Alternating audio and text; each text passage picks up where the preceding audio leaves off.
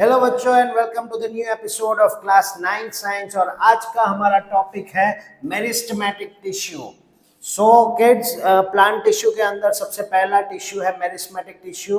और meristematic tissue is a type of a plant tissue made up of actively dividing cells, यानी कि इनके sales जो होते हैं वो ज्यादातर डिवाइड होते रहते हैं। और डिवीजन कब होता है? जब ग्रोथ होता है। So these cells help in the growth of the plants. So let us see the types of the meristematic tissues. पहला टाइप है apical meristem, यानी कि it is present at the tips of the roots and shoots. It increases the length of the plant, यानी कि वो plant की length को बढ़ाने के लिए अपने आप को यूज करता है, जिसका नाम है apical meristem. दूसरा है intercalary meristem, यानी it is present at the base of the leaves or at the nodes of the stem.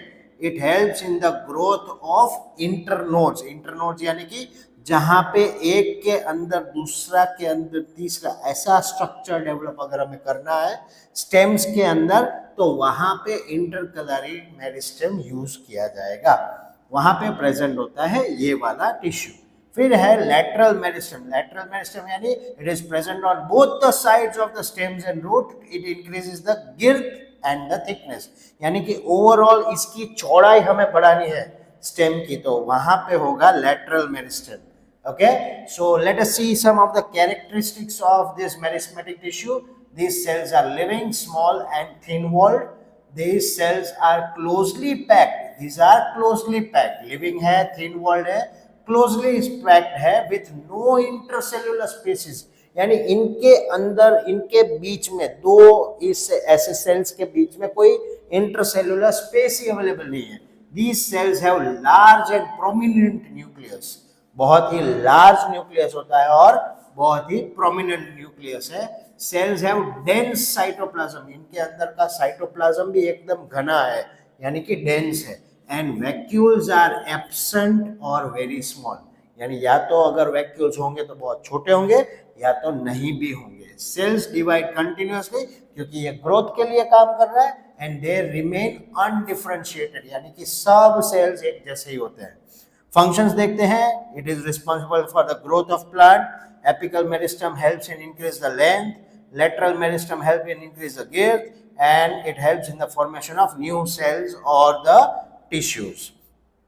कहाँ कहाँ पाया जाएगा? तो सबसे ऊपर होगा एपिकल मेरिस्टेम, फिर आएगा इंटरकलरी मेरिस्टेम, और लास्ट में नीचे होगा लेटरल मेरिस्टेम स्टेम्स और रूट के पास. राइट. सो ओवरऑल अगर हम मार्क करें तो उसका इंपॉर्टेंस है, it helps in the growth of plant, increase the length and the thickness, helps in repair and regeneration of the tissues, and it is essential for the crop and plant productivity, क्योंकि वो growth को promote कर रहा है इसलिए.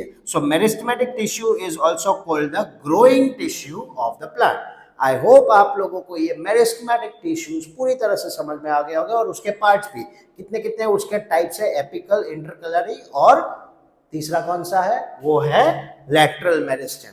सबसे ऊपर होता है एपिकल, इंटरकलरी बीच में, और लैटरल मेरिस्टम सबसे बेस में, यानी कि रूट्स और स्टेम के पास. See you again in the next video. Good bye.